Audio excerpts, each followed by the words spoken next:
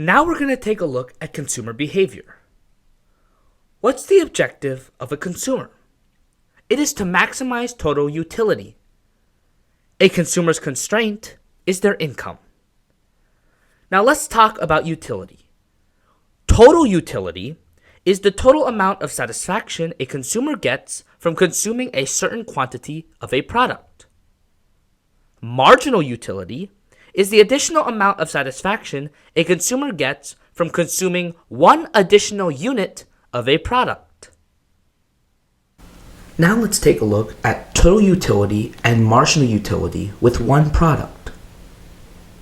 We're going to look at the number of bottles of water that a consumer drinks and compare that to their total utility and their marginal utility. So let's take a look. When the consumer does not drink any bottles of water, they will not receive any satisfaction or relief from their thirst.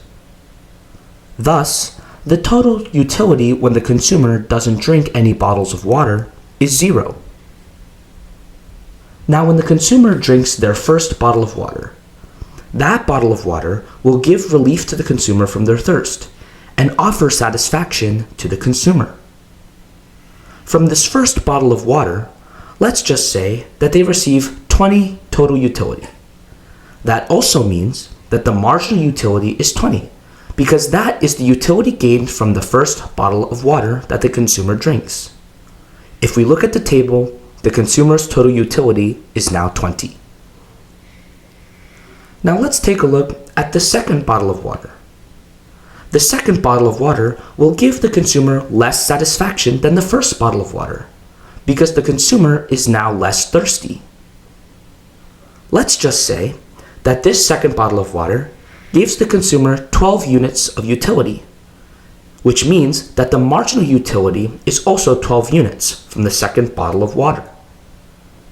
If we add the total utility after drinking the first bottle of water to the marginal utility of the second bottle of water, we can see that the consumer's total utility is now 32. Now let's take a look at the third bottle of water. This third bottle of water will give the consumer even less satisfaction than the utility they gained from the second bottle of water, because the consumer is now even less thirsty than when they drank the second bottle of water. Let's just say that the third bottle of water gives the consumer 3 units of utility, which means that the marginal utility of the third bottle of water is also 3. If we add the total utility after drinking the first and second bottle of water to the marginal utility of the third bottle of water, we can see in the table that the consumer's total utility is now 35.